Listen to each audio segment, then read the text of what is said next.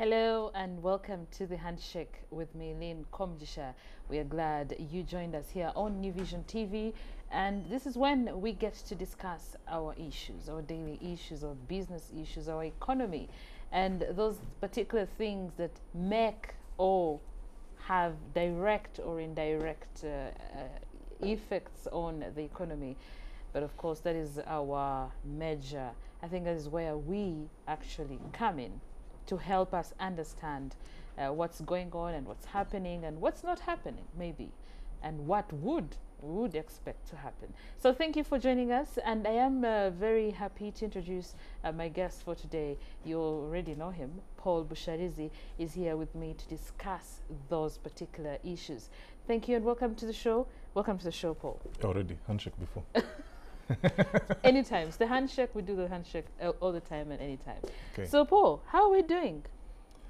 Well, I think there's cause for optimism. The rains have come. I understand even in some places the harvests are happening. Oh. But you know, there was no rain at some point. Now we're complaining there's too much rain. Yes. You know, you can't win with Ugandans.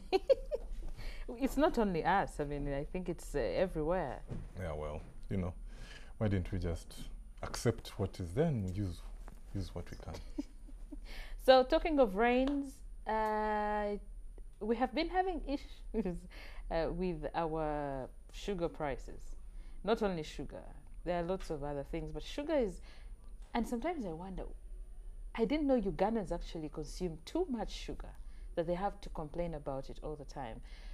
But yes, I'm sorry for that, but you can't blame me. I don't take sugar.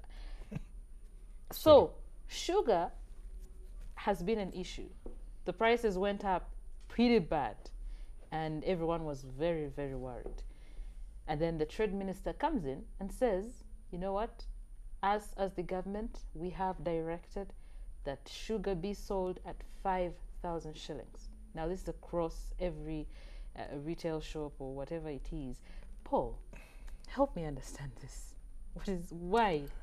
Well, I think the way I understand the situation is that sugar, I think last week might have gone in some places, yes, really isolated places, to up to 8,000 shillings a kilo, from about 4-5. Yes. And so there's an uproar in sugar. As you say, we're always surprised that sugar. But there's no real shortage in my mind. If I went down Ginger Road to look for sugar, I would find it at the first shop. That's not a shortage. I mean, either we're too young, they say we're one of the youngest populations in the world, or we have very short memories because we know what sugar shortages are, and this is not a sugar shortage. So that's what's happened. We have a problem, but yeah, that's what happened. That there seems to be a shortage, and the suggestion is that first of all, we had bad weather, so the production has been lower than normal. Yes. This bad weather has also been in Kenya. And not only have their production been low, but their factories are collapsing. They had to shut down Mumia's sugar factory, suppose at one time the biggest sugar producer in the region, last week actually. Okay. So that, the sugar being sent to Kenya, I think people, I think speculators are thinking it's going to create a shortage, and that's why the prices are going up. So the country's in panic over sugar shortage. And we have, the government has rushed to put price control.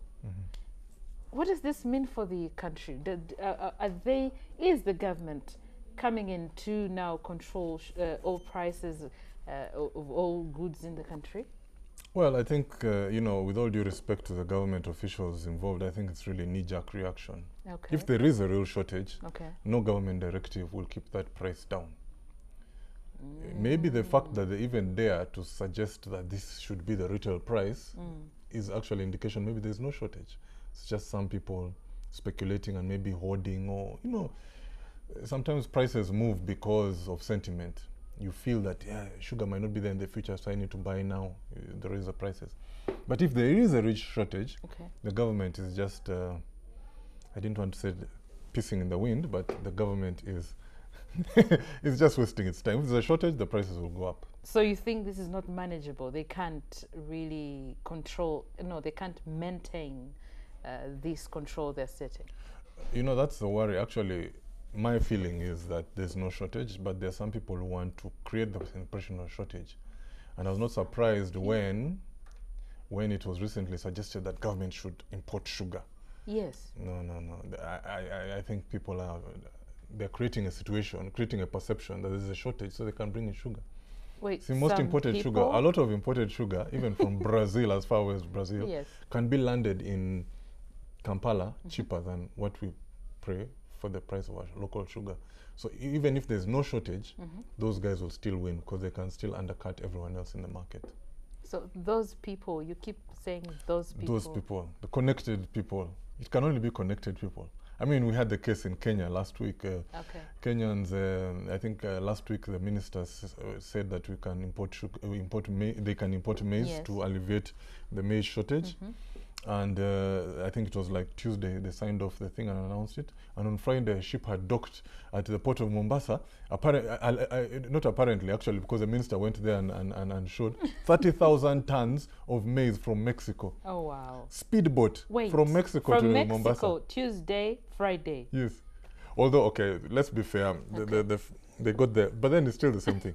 They got the maize. The maize, South Africa last year had a problem, maize, and they imported a lot of maize from Mexico. So this surplus was in Durban. So a ship supposedly went down to Durban after the minister signed off on Tuesday, yes, loaded 30,000 tons, then speeded up the coast of East Africa to get to Mombasa in time for the weekend. Wow. I mean, amazing. In just 3 days. Yes, fantastic. Okay, so you say we don't have a shortage. That is the height of just-in-time logistics management. Okay, I don't know about these things, and I really don't want to imagine what is likely going to happen. But there we have it, and that's Paul for you. He tells you there's probably not a shortage, or there is, or we are just we're trying to understand these things. But well, thanks to the government, it has put a price control, price seal. I remember my economics, price ceiling and those things. And sugar is now at 5,000 shillings. So stop worrying and work hard, especially so that you have... can buy sugar. Yeah, you can buy sugar. I still don't understand why we cry over sugar. But those are my thoughts and feelings. You shouldn't worry about that. But thank you for joining us here on The Handshake. I have been LYNN, and with me is Paul BUSHARIZI, trying to understand all these sugar issues and what may lie ahead of us. So thank you, Paul, for joining us. You're welcome.